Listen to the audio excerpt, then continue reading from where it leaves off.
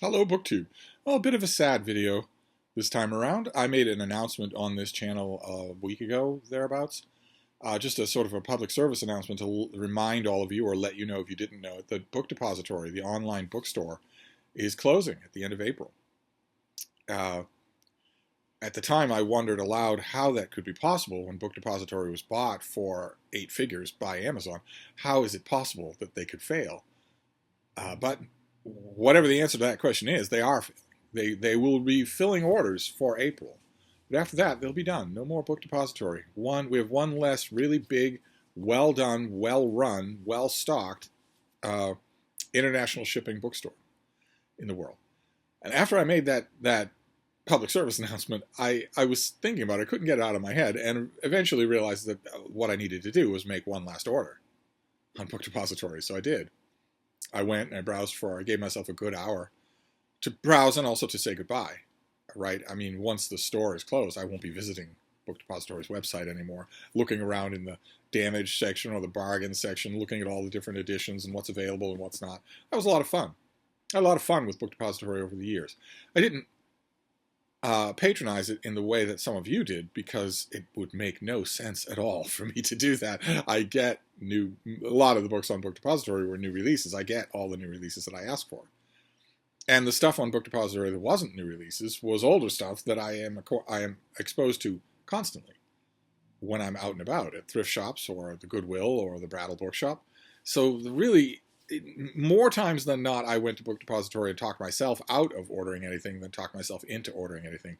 And maybe, writ large, that is the reason why they're going out of business. Not me, but you get 2,000 people who do that. That might do it. I don't know. I have to think that there's another reason. I have to think that there's a reasoning here that I don't understand. Some element that I don't know about. But this time around, I didn't do that. This time around, I went to Book Depository. I gave myself a nice, leisurely amount of time to browse around and say goodbye and see all the stuff. And I ordered some books. And the old Book Depository elements were all there. I ordered the books and waited and waited. Now, once upon a time, the old Book Depository, I think before they were bought by Amazon, the wait could be really substantial, really, really substantial. They were not charging you for international shipping, and they were very much taking advantage of that fact by shipping them on the slow boat from Timbuktu. So you would order a book, and months would go by sometimes before you saw it. You'd long since forgotten that you had ever ordered that book. So for me, the times that I used it, it came as a pleasant surprise. And even after Amazon took control, the shipping was still really slow. Slow as you could get for the money, because they were eating the shipping costs. And that was true this time as well. The books took what felt like a length of time. Now, it wasn't a length of time. It would have been a miracle in the 1960s. It felt like a length of time because of Amazon. The Amazon proper, the Amazon website, where you order something and the site routinely tells you, all right, well, you have it tomorrow. You have it in 2 days.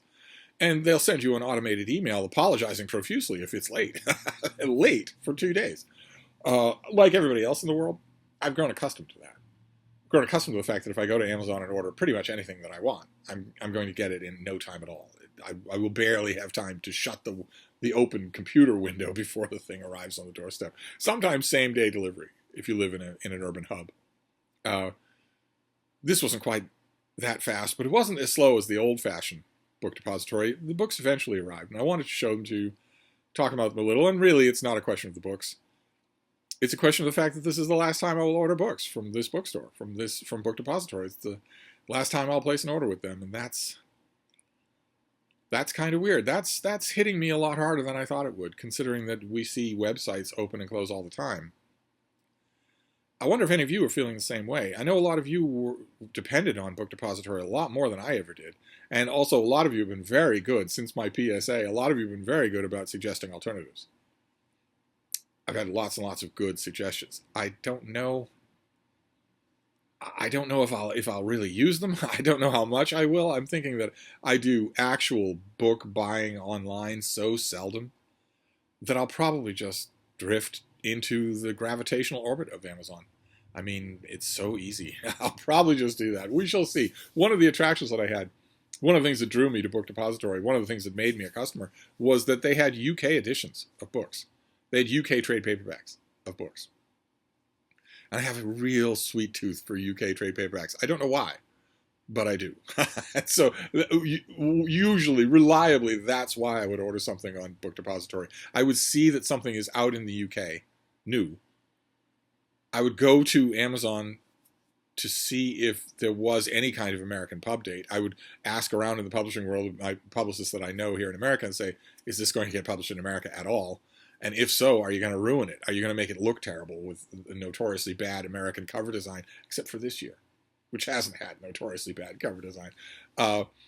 Ordinarily, that's what I would do. And if there was any kind of a doubt, or if I saw a UK edition of an older work, I would just grab it. Because, when it's a used copy of a UK trade paperback, you can't be sure that you're going to see it in a used bookstore ever. And I did that this time. I indulged myself this time in UK covers to things. UK editions of 3 books. I got 3 books. And the first 2 were, I guess you could call them cover buys. One is a book that I haven't read yet, and one is a book that I have and really like. So one is a gamble and one is not. But both of them are, the covers appeal to me for a number of different reasons. Not only because I like the covers, because I don't like the American covers. And I want to show them to you and talk about it just a bit. First one is Douglas Stewart's novel, Young Mungo, which I think is tremendous. I thought it was incredibly good. The ending is unbelievably predictable, but still, I really, really like the book. And this is the UK trade paperback of Young Mungo. And I also got the UK trade paperback of Michael McGee's book, Close to Home, which we've seen on this channel, but with the UK cover. This is the with the US cover. This is the UK cover. So I got both of those. And the reason why I got them when I have both of them in American editions is because the more I've thought about it, the less I have liked the American cover design, and the more that design has bothered me. Not just that I aesthetically don't like it. I like the cover designs of both these books. I have them right here to show you. It's just some sort of an undercurrent that I realized that's what was bothering me. I finally put my finger on it. This is the cover for the American edition of Young Mungo. And this is the cover for the American edition of Close to Home. And these 2 books are stories of young men. But these covers feature pictures of young boys, little boys. And I wasn't really thinking about it all that much because, well, I don't know about Close to Home, but I know that Close to Home features young men, not young boys. Probably part of it has to do with young boys, and certainly part of Young Mungo is about young boys, but not the most of it. The things that you'll remember about the book are about young men, sexual young men, powerfully emotional young men. They have nothing of the childhood innocence of a young boy. And I looked at these 2 covers, and I thought, that also bothers me about the UK cover for Shuggie Bane by Douglas Stewart, which is also a little boy. I don't know. 1 time is just the vagary of chance. 2 times might be a coincidence. 3 times strikes me as a pattern. And I don't know what that pattern is. And the more I think about it, the more I'm trying not to lapse into stupid conspiracy theory thinking, but it kind of bothers me that the cover design teams at these publishing houses are being given a brief about and they're not expected to read the ARC, the review copy that's moving around the office. They're not expected to read it, but they're given a brief about, okay, we need a cover design, a few choices of covers for this upcoming book, and here's roughly how you can concentrate what your art is going to be. I don't know why in 3 different cases, novels about the sexually charged lives of young men end up with young boys on the cover. I'm not sure what I get about that, and I'm hoping that I'm wrong. I'm hoping that it is just a coincidence, and that the next book by Douglas Stewart, for instance, doesn't have a little boy on the cover. I don't know. Something about that bothered me, and I didn't really realize what it was until I saw other alternatives, until I saw other options for the covers of these books. So that's why I got these 2. In addition to the fact that I want a copy of Young Mungo that I will really like, that I will reread, UK trade paperbacks always strike me as tougher than the American editions. That might be an illusion, but they always strike me as heavier stock paper and tougher bindings. So when I reread this book, as I certainly will, I won't reread the American hardcover. I will probably get rid of this and just keep the one that has 2 young men on the cover instead of the one that has a young boy on the cover. So those were two things that I got. They were, I mean, this is a gamble, a complete gamble. But I wanted there to be one gamble in this Book Depository buy, because most of you, when you go on Book Depository, are gambling. You're buying something you've never read before. And I've done that too, and it's been fun. There have been misses. There have been plenty of misses, but I wanted there to be a gamble. This is coming up anyway. When is this out in America? Next month. This is out in May in America. So I will just transfer the pub sheet to this thing and use this instead. It's the same book, so I will do that.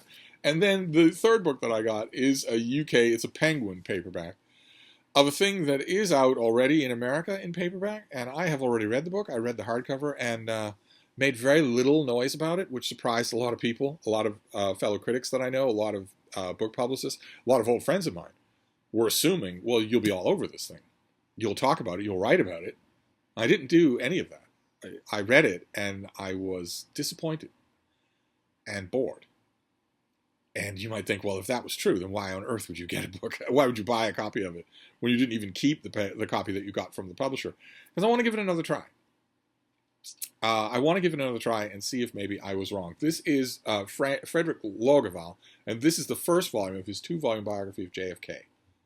Now, I confess, this cover design I like. That is Jack Kennedy before he was JFK. That was him before the legend, before anything like that, when the biggest baleful influence in his life was an enormous addiction to tobacco. But that's all. No run for Congress, no dead brothers, no tragedy looming over his own life, no run for the presidency, no nothing like that. But also, I confess, I love having the Penguin colophon right there on the cover. That is just awesome. To have a JFK book that has the classic Penguin colophon on the book. Those things aren't going to influence my reread, but I do want to reread this. Anyway, I would have wanted to reread it anyway. Probably if Book Depository didn't exist, if I didn't know about this version of it, probably the next time I came across the American hardcover at a library sale, I would probably have grabbed it. But now I have a copy that I want. It's not as big as the hardcover. It's smaller than a normal trade paperback, considerably smaller in every way, right? That fits in the corner of this thing. It's just a little brick of a book. A neat kind of form factor that I would never encounter in America. So I got that as well. So that is my my Book Depository haul, my very last one. I got 2 novels and a biography to sort of say goodbye to Book Depository. A little bit on the melancholy side. I'm kind of wondering, now that I think about it, now that I'm making this video, I'm kind of wondering if you did the same thing. Did you, when you learned that Book Depository was closing at the end of the month, did you go and make an order? Did you have stuff sitting in your basket and you just thought, all right, well, I might as well buy these things because the site's not going to be here next month? Or did you go like I did and actually make a farewell tour, pick some things from them? I'd love to hear it. If you did, I'd love to hear it. But anyway, that's the video for today. I thought you'd want to know my follow-up, since I made a PSA on the subject. I got these 3 books, 2 of which will be rereads, and 1 is a shot in the dark. We'll see. I have read some pretty encouraging reviews about this thing. But you know, you can never trust reviewers. Anyway, I'm going to wrap this up, but I'll be back. Thank you, BookTube.